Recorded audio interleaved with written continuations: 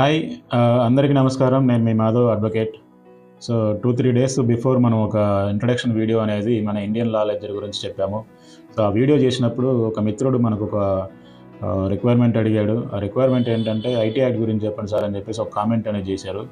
So IT act అంటే రెండు ఉంటాయి మనకి. ఇన్ఫర్మేషన్ టెక్నాలజీ ఒకటి అయితే ఇన్కమ్ ట్యాక్స్ యాక్ట్ అనేది ఒకటి ఉంటుంది. సో మనకేంటంటే ఐటీ యాక్ట్ అంటే ఇన్ఫర్మేషన్ టెక్నాలజీ అనేది నేను అతన్ని అడిగితే చెప్పారు ఇన్ఫర్మేషన్ టెక్నాలజీ గురించి చెప్పండి అని. సో ఈరోజు మనం ఐటీ యాక్ట్ గురించి తెలుసుకుందాం. సో ఐటీ యాక్ట్ అనేది ఎలా పనిచేస్తుంది, ఏంటి, అసలు ఎప్పుడు తీసుకొచ్చారు ఈ ఐటీ యాక్ట్ అనేది నేను మీకు ఈ వీడియోలో ఎక్స్ప్లెయిన్ చేయడం జరుగుతుంది. సో ఐటీ యాక్ట్ అంటే ఇన్ఫర్మేషన్ టెక్నాలజీ అంటారు. ఇన్ఫర్మేషన్ టెక్నాలజీ అంటే నవేడేస్ ఇన్ఫర్మేషన్ టెక్నాలజీ అనేది చాలా టాప్ రేంజ్లో ఉంది. ఒకప్పుడు అనేది సో ప్రతి విషయాన్ని కూడా మనం నోట్బుక్లోనో లేకపోతే ఏదైనా నోట్బుక్లో ఏదైనా ఫైల్స్లలో స్టోర్ చేసేవాళ్ళు. నవేడేస్ ఏంటంటే టెక్నాలజీ పెరిగిన తర్వాత ప్రతిదీ కూడా ఎవ్రీథింగ్ అంటే గవర్నమెంట్ కానీ ప్రైవేట్ కావచ్చు ఏదైనా సరే అన్నీ కూడా మనకి కంప్యూటర్లో స్టోర్ చేయడం జరుగుతుంది. అది కంప్యూటర్ కావచ్చు లేదంటే ఫోన్లో కానీ ఏదైనా సరే సిస్టమ్ని యూజ్ చేసుకోవడం అనేది టెక్నాలజీని యూజ్ చేసుకొని మరి మనం భద్రపరచుకుంటున్నాం. దానికోసం ఏంటంటే 2000 సంవత్సరంలో ఇన్ఫర్మేషన్ టెక్నాలజీ యాక్ట్ అనేది మన సెంట్రల్ గవర్నమెంట్ అనేది తీసుకురావడం జరిగింది. సో ఈ యాక్ట్ యొక్క ముఖ్య ఉద్దేశం ఏంటంటే మనకి ఇందులో ఏదైతే సిస్టమ్ సంబంధించి ఏమైనా ఫ్రాడ్స్ జరుగుతున్నాయో వాటికి సంబంధించి కొన్ని సెక్షన్లు యాడ్ చేసి పెట్టడం జరిగింది. సో మొత్తం దీంట్లో ఈ యాక్ట్లు అనేది మనకి 93 సెక్షన్లు అనేది యాడ్ చేశారు. ఈ 93 సెక్షన్లు చేసినప్పుడు ఈ 93 సెక్షన్లో ఎలాంటి అఫెన్సెస్కి ఎలాంటి శిక్షలు పడతాయి అనేది మనము ఈరోజు తెలుసుకుందాం. సో ఎందుకంటే మనం ప్రాపర్గా తెలుసుకోకపోతే దాన్ని ఏంటంటే మనం మిస్యూజ్ చేసేసి తర్వాత మనం ఇబ్బంది పడుతూ ఉంటాం. సో ఈ ఇన్ఫర్మేషన్ టెక్నాలజీ మనం ఏ విధంగా యూజ్ చేసుకోవాలి, ఏ విధంగా మిస్యూజ్ చేసుకుంటే ఎలాంటి పరిణామాలు చెందుతాయి అనేది మనం తెలుసుకోవచ్చు. సో ఈరోజు మీకు నేను చెప్పబోయేది ఏంటంటే ఏ సెక్షన్ యూజ్ చేసి మనం ఏ యొక్క అఫెన్స్ చేస్తే ఎలాంటి పనిష్మెంట్ ఉంటుంది అనేది మనం ఈరోజు తెలుసుకోవచ్చు. సో ఫస్ట్ ముఖ్యంగా మనకి సెక్షన్ 65 అనేది tampering with computer source documents అంటారు. సో కంప్యూటర్లో ఉండేటువంటి డాక్యుమెంట్స్ ఏదైనా ట్యాంపరింగ్ జరిగినప్పుడు వాళ్ళకి పడే పెనాల్టీ లేదంటే వాళ్ళకి పడే శిక్ష ఏంటంటే imprisonment of up to 3 years వరకు వాళ్ళకి ప్రెజెంట్ చేయొచ్చు, లేదా 2 లక్షల వరకు జరిమానా కూడా విధించవచ్చు. సో ఇంకొకటి ఏంటంటే మనకి అలాగే సిస్టమ్ని హ్యాక్ చేయడం. ఈ మధ్యకాలంలో ఏంటంటే చిన్న పిల్లలు కూడా ఏదైనా టైంపాస్ కోసమే లేదంటే ఏదైనా సరే పక్కన వాళ్ళ సిస్టమ్ కానీ ఫోన్లు కానీ హ్యాక్ చేయడం జరుగుతుంది. ఇలా హ్యాక్ చేసినప్పుడు ఏంటంటే అది కూడా ఒక సైబర్ క్రైమ్ కిందే వస్తుంది. ఈ సైబర్ క్రైమ్ కింద వచ్చినప్పుడు మనకి వాళ్ళకి ఇంప్రెజ్మెంట్ వచ్చేసరికి 3 years వరకు పడుతుంది. అలాగే లేదంటే వాళ్ళకి ఫైన్ కూడా ఒక 5 లక్షల వరకు కూడా ఫైన్ కూడా వేయడం జరుగుతుంది. సో ఇదేంటంటే సెక్షన్ 66 కింద వస్తుంది. సో అలాగే కొన్ని టైంలో ఏంటంటే మన పక్కన వాళ్ళ కంప్యూటర్లు కానీ అంటే దొంగతనం కూడా ఒక నేరం. అది మనకి ఐపీసీలో చూసుకుంటాం. కాకపోతే ఏంటంటే ఇక్కడ సైబర్ క్రైమ్ గురించి ఎందుకు చెప్తున్నాం అంటే దొంగతనం అనేది ఇక్కడ దొంగతనం జరిగేది ఫోన్లు కానీ కంప్యూటర్లు కానీ జరుగుతుంటాయి. సో అలాంటప్పుడు కంప్యూటర్ ఫోన్ అనేది ఒక టెక్నాలజీ కింద రూపొందించింది కాబట్టి సో దాన్ని మనం సైబర్ క్రైమ్ కింద రిజిస్టర్ చేసి వాళ్ళకి పనిష్మెంట్ ఇవ్వడం జరుగుతుంది. సో వీళ్ళకి ఏంటంటే ఇలాంటి పని చేసిన వాళ్ళకి 3 సంవత్సరాల వరకు జైలు శిక్ష లేదా ₹1,00,000 వరకు జరిమానా అనేది విధించడం జరుగుతుంటుంది. సో ఇంకోటి ఏంటంటే అతి ముఖ్యమైనది పాస్వర్డ్ ఏంటంటే ఇప్పుడు మీ యొక్క పాస్వర్డ్ని ఇంకొకరు అంటే ఒక పర్సన్ ఇంకొకరు ఎవరైనా సరే మీ పర్మిషన్ లేకుండా ఆ పాస్వర్డ్ని కాపీ చేసి మీ మెయిల్ కానీ లేదా మీ ఫోన్లు కానీ యాక్సెస్ చేస్తే అలాంటి వాళ్ళకి కూడా ఒక పనిష్మెంట్ ఉంది. అది కూడా 3 years వరకు ప్రెజమెంట్ ఉంటుంది, లేదా 1 lakh వరకు జరిమానా అనేది విధించడం జరుగుతుంది. సో ఇంకొకటి ఏంటంటే అతి ముఖ్యమైనది ఇప్పుడు నేను చెప్పిన దానికంటే అతి వెరీ ఇంపార్టెంట్ అయింది ఇమేజెస్ కానీ వీడియోస్ కానీ క్లిప్పింగ్స్ కానీ ఏదైనా సరే వీళ్ళు ఏం చేస్తారంటే పక్కన వాడి యొక్క ప్రైవసీగా తీసుకున్న ఒక ఫోటోలు కానీ లేదంటే ఏదైనా సరే ఇంకొకటి ఫోటోల్ని నువ్వు మార్ఫింగ్ చేయడం కానీ లేదంటే ఆ ఫోటోల్ని ప్రైవేట్గా పబ్లిష్ చేయడం కానీ అలాంటివి కానీ ఎవరైనా చేస్తే వాళ్ళకి పనిష్మెంట్ వచ్చేసరికి అప్ టు 3 years వరకు ఉంటుంది, 2 lakhs వరకు జరిమానా విధిస్తారు, లేదా 2 కూడా ఇవ్వచ్చు. ఇవన్నీ కూడా సెక్షన్ 65 నుంచి 69 వరకు ఉంటుంది.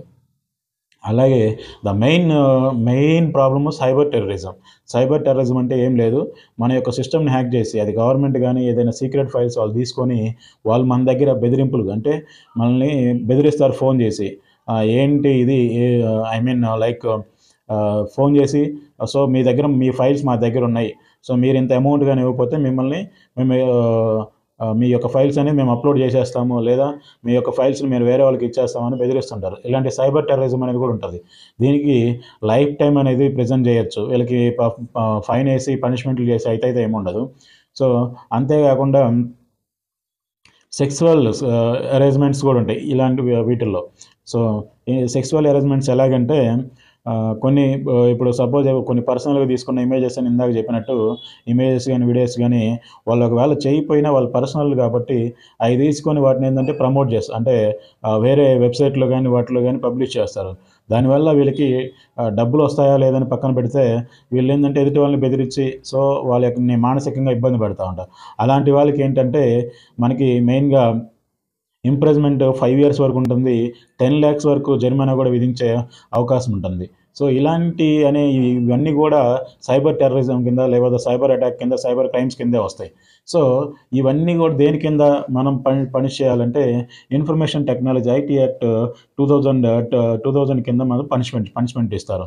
సో ఈ 2000 యాక్ట్ని మనకేంటంటే 2008లో దాన్ని కొంచెం ఇంప్లిమెంట్ చేసి ఒక సెక్షన్ యాడ్ చేయడం జరిగింది. ఆ సెక్షన్ ఏంటంటే సెక్షన్ 66A. ఇందాక మనం 66B చెప్పుకున్నాము. ఆ బీలో వచ్చేసరికి కంప్యూటర్ దొంగతనాలు ఇవి ఉన్నాయి. సో 66A కూడా కొన్ని చేయడం జరిగింది. సో అందులో ఏమేమి చేశారంటే 66Aలో కొన్ని వచ్చేసరికి పోర్నోగ్రఫీ ఒకటి, చైల్డ్ పోర్నోగ్రఫీ ఒకటి, సైబర్ టెర్రరిజం అంటే వయోవరేజ్ అంటే సెక్స్కి ప్రోత్సహించడం అనేది. సో ఇవన్నీ కూడా 2008లో ఒక సెక్షన్ యాడ్ చేసి దీన్ని యాడ్ చేయడం జరిగింది వీటిని. సో అప్పటి ప్రెసిడెంట్ గారైనటువంటి ప్రతిభా పాటిల్ గారు దీనికి ఆమోదం కూడా అప్రూవ్ చేయడం కూడా జరిగింది. అప్పుడు పార్లమెంట్లో ఈ బిల్ కూడా పాస్ చేయడం కూడా జరిగింది. సో ఈ బిల్ని 5th February 2009 అనేది తీసుకురావడం జరిగింది. సో ఈ 6 డిఫరెంట్ అఫెన్సెస్ కూడా దీంట్లో ఈ యొక్క ఇన్ఫర్మేషన్ టెక్నాలజీ యాక్ట్ 2008లో కూడా యాడ్ చేయడం జరిగింది. సో ఇలాంటివన్నీ కూడా మనకి సైబర్ క్రైమ్స్ కిందే వస్తుంది.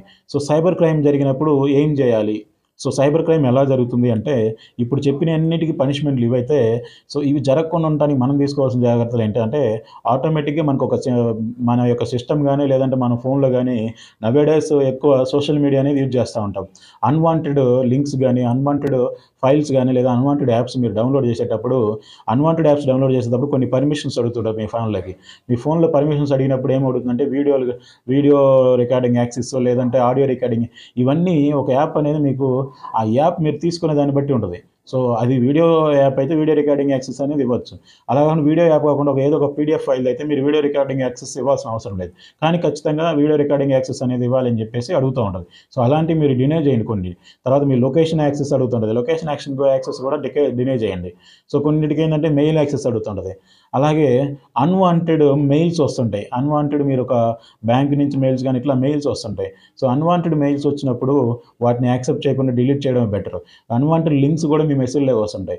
సో చాలామందికి ఈ రోజుల్లో టెక్నాలజీ తెలియదు. కొంతమందికి పల్లెటూరులో ఉండే వాళ్ళకి కానీ వాళ్ళకి టెక్నాలజీ తెలియకపోవడం వల్ల ఏ లింక్ తెలియకుండానే నొక్కేస్తూ ఉంటారు. దాని తర్వాత ఈ సైబర్ అటాక్ చేసేవాళ్ళు తొందరగా ఈజీగా అమౌంట్ అనేది మన బ్యాంకుల నుంచి కొట్టేయడం జరుగుతుంది. సో ఇంకొకటి ఏంటంటే అతి ముఖ్యమైనది ఈ సోషల్ మీడియా వచ్చిన తర్వాత మన పాటలు డాన్సులు ఇవన్నీ చేస్తూ ఉంటారు. సో వీళ్ళకి అతి ఈజీగా మీ యొక్క యాక్సెస్ తీసుకొని మీ ఫోటోని మార్ఫింగ్ చేసి సోషల్ మీడియాలో పెడతామని బెదిరిస్తూ ఉంటారు. ఇవన్నీ కూడా సైబర్ క్రైమ్స్ కింద వస్తాయి. సో ఇలాంటి రాకముందే మీరు తగు జాగ్రత్తలు తీసుకోవాలని కోరుకుంటున్నాను. సో ఈ ఐటీ యాక్ట్ అనేది తీసుకురావడం కూడా మంచి గొప్పది. ఈ ఐటీ యాక్ట్ అనేది మినిస్ట్రీ ఆఫ్ ఇన్ఫర్మేషన్ టెక్నాలజీ వాళ్ళ దగ్గర వాళ్ళు దీన్ని అండర్ వాళ్ళ కింద అనేది ఉంటా ఉంటుంది. దీనికి ఒక ట్రిబ్యునల్స్ ఇవన్నీ కూడా ఉంటాయి.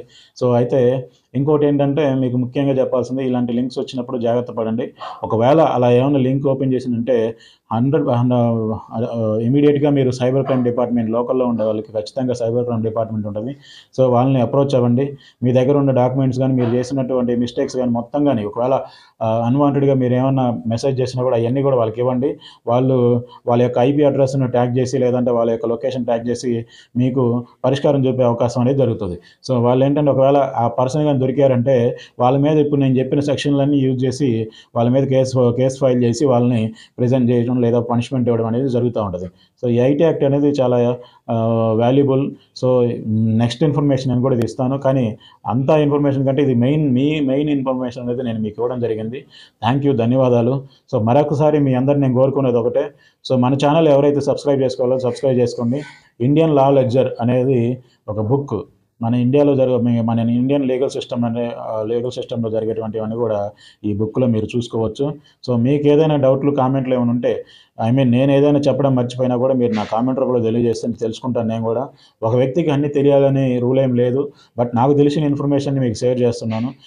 సో మీరు ఈ యొక్క సైబర్ క్రైమ్స్ పట్ల చాలా జాగ్రత్తగా ఉండండి. ఎందుకంటే టెక్నాలజీ పెరిగే కొద్దీ ఫ్రాడ్ చేయడం కానీ, లేదంటే మిమ్మల్ని హ్యాక్ చేసుకోవడం, సిస్టమ్స్ హ్యాక్ చేయడం కానీ ఇలాంటివి జరుగుతూ ఉంటాయి. సో చాలా జాగ్రత్తగా ఉండాలి వీటిల్లో. అలా జాగ్రత్త లేనప్పుడు మాత్రమే మన యొక్క ఏదంటారు చూడు, ఈరోజు మనం జాగ్రత్తగా లేకపోతే రేపే ఇబ్బంది పడాల్సి వస్తుంది. సో ఈరోజు మీరు కేర్ తీసుకుంటే రేపు హ్యాపీగా ఉండొచ్చు. సో ముఖ్యంగా మీరు ఈ యొక్క సాఫ్ట్వేర్స్ లింక్స్ కానీ, లేదంటే ఏదైనా యాప్స్ లింక్స్ కానీ వాటితో జాగ్రత్తగా ఉండాలని నేను ముఖ్యంగా కోరుతున్నాను. ఎవరైనా అన్వాంటెడ్ పర్సన్, మీకు తెలియని వ్యక్తి లింక్ కానీ పంపిస్తే ఎట్టి పరిస్థితుల్లో ఓపెన్ చేయొద్దు దయచేసి కూడా. థ్యాంక్ యూ వెరీ మచ్, ధన్యవాదాలు.